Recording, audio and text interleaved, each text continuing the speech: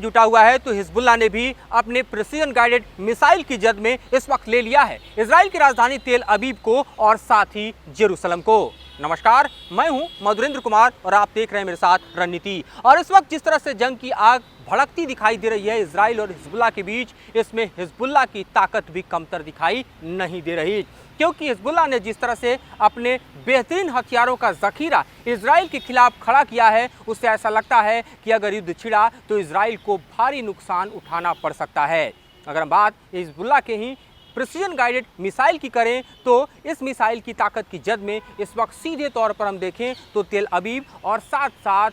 Jerusalem दिखाई दे रहा है। फतेह 110 एक ऐसा प्रिसीजन गाइडेड मिसाइल जो कि हिजबुल्लाह की बड़ी ताकत में शुमार होता है, जो कि ईरान से उसे हासिल हुआ है। 300 किलोमीटर का इसका रेंज है, बेहद सटीक निशाना लगाता है और इसी मिसाइल की भारी पैमाने पर तैनाती करता हुआ इस वक्त हिजबुल्लाह दिखाई दे रहा है। हम जानते हैं कि फलक जैसे रॉकेट सिस्टम भी दरअसल हिजबुल्लाह की ताकत में शुमार है, जिसके जरिए गोलान हाइट्स पर एक बड़े हमले को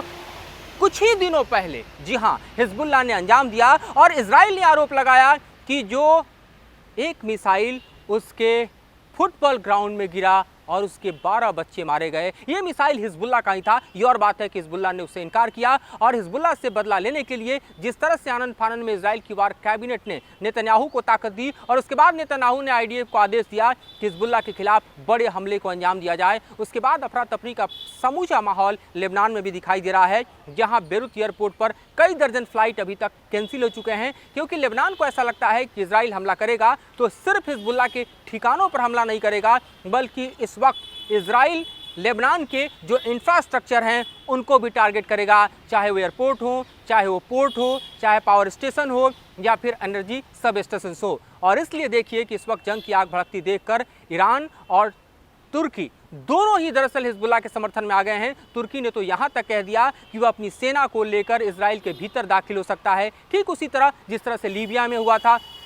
ठीक इस तरह से जिस तरह से नगोर्नो कराबाख में हुआ था। उसके पलटवार में हमने देखा कि इजराइल के जो विदेश मंत्री काट्ज हैं, उन्होंने कहा कि अर्दवान अपनी औकात में रहें, नहीं तो उन्हें सद्दाम हुसैन बना दिया जाएगा। पलटवार करते हुए अब फिर से एक बार हम देख रहे हैं कि तुर्की कह रहा है कि नेतन्याहू हिटलर बनने की राह पर जा रहे हैं। और ऐसे में हम देखें तो जंग का समूचा मैदान न सिर्फ आपको इस वक्त इजराइल और ईरान के बीच दिखाई दे रहा है, बल्कि टर्की इसमें एक बड़े प्लेयर के तौर पर कूद चुका है। अगर हम बात सित्ते की करें, अगर बात हम ईरान के प्रॉक्सीज की करें, तो इस वक्त देखिए सबसे बड़ा प्रॉक्सी ईरान का कोई है तो हिजबुल्लाह है। और हिजबुल्लाह पिछले 9 महीने से एक बड़े चैलेंज को डिटरेंट के तौर पर देखें या फिर अटैक के तौर पर देखें, इजराइल पर अंजाम देता रहा है। पिछले 9 महीने में शायद ही कोई ऐसा दिन गया हो जिस दिन हिजबुल्लाह ने इजराइल पर हमला न किया हो। ये और बात है कि इजराइल भी लगातार रिटेलिएट करते हुए तकरीबन आंकड़ों के मुताबिक बताएं, जो कि लेबनान का आंकड़ा है, 344 से ज़्यादा हिजबुल्लाह के लड़ाकों को मार चुका है। लेकिन हिजबुल्लाह ने भी इजराइल के आयरन डोम सिस्टम को कई बार फेल किया और वहाँ पर भी दर्जन भर से ज़्यादा सैनिक इजराइल के मारे जा चुके हैं।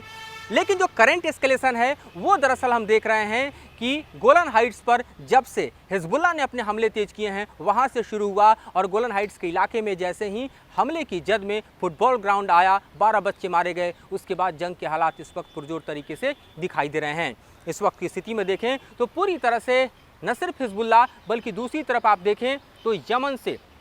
खास तौर पे हूती और उसके साथ जो नया अलायंस हम देख रहे हैं हूती के साथ, वो इराक की ज़मीन से हो रहा है, जिसमें कातिब हिजबुल्लाह जो है वो भी शामिल दिखाई दे रहा है। हूती की ताकत का अंदाज़ा भी दरअसल इजराइल को है, क्योंकि अभी हफ्ते भर पहले हूती ने जिस तरह से अपने ड्रोन हमले की जद में तेल अवीव को लिया, वहाँ पर कैजुअल्टी हुई और साथ ही ये इलाका चुना जहाँ पर दरअसल अमेरिका का कौंसलेट है, उससे हूती की ताकत को भी कमतर नहीं आंका जा सकता। इस बीच हिजबुल्लाह एक बड़े थ्रेट परसेप्शन के तौर पर इजराइल के सामने खड़ा है और इजराइल चाह के भी लेबनान की ज़मीन पर नहीं दाखिल हो पा रहा है। महीने भर से ज़्यादा हो गया और नॉर्दर्न बॉर्डर पर देखें तो इजराइल की सेना खड़ी है मरकवा टैंक के रेजिमेंट के साथ, आर्टिलरी के साथ, अपने आर्मर्ड के साथ। लेकिन जिस तरह का डिटरेंट इस वक्त हिजबुल्लाह ने क्रिएट किया है, इजराइल की सेना दाखिल नहीं हो पा रही है और इजराइल को लगातार एक के बाद एक चैलेंज हिजबुल्लाह पेश कर रहा है। इस बीच ये भी जानना बेहद ज़रूरी है कि अगर हम बात हिजबुल्लाह की ताकत करते हैं तो लगभग 1 लाख से ज़्यादा की संख्या में हिजबुल्लाह के पास वेल ट्रेंड लड़ाके हैं जो सीरिया की ज़मीन पर लड़ चुके हैं। अगर हथियारों की बात करें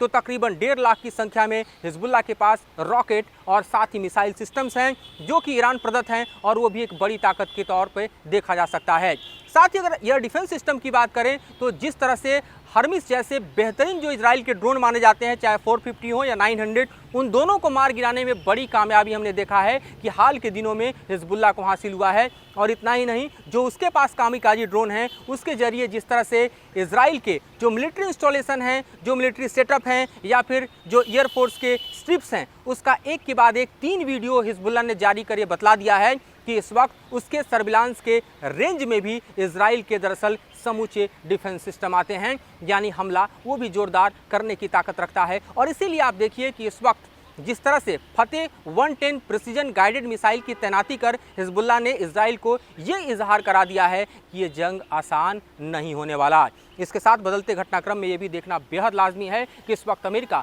खुद चुनावी मैदान में है और एक बड़ी सहायता जो इजराइल को अमेरिका से मिल रही थी वो मिलती नज़र नहीं आ रही है। नेतन्याहू के विजिट के बाद भी हमने देखा कि किस तरह का माहौल बना, जिसमें बाइडेन ने कहा कि युद्ध रुकना चाहिए। उसके अलावा बाइडेन के सक्सेसर के तौर पर देखिए तो कमला हैरिस आ रही हैं, उन्होंने भी कहा कि युद्ध आगे नहीं बढ़ना चाहिए। अपोनेंट की बात करें तो ट्रंप भी इस फेवर में नहीं है कि ये युद्ध आगे बढ़ना चाहिए। लेकिन नेतन्याहू के लिए ये युद्ध रोकना आसान नहीं है, क्योंकि अभी भी उनके 110 से ज़्यादा कैदी जो हैं पिछले 9 महीने से हमास के हाथों बंधक हैं। और ऐसे में हिजबुल्लाह जो एक नई ताकत का इजहार करता हुआ दिखाई दे रहा है, उस पर अंकुश लगाना इस वक्त इजराइल के लिए असंभव सा प्रतीत हो रहा है, क्योंकि इजराइल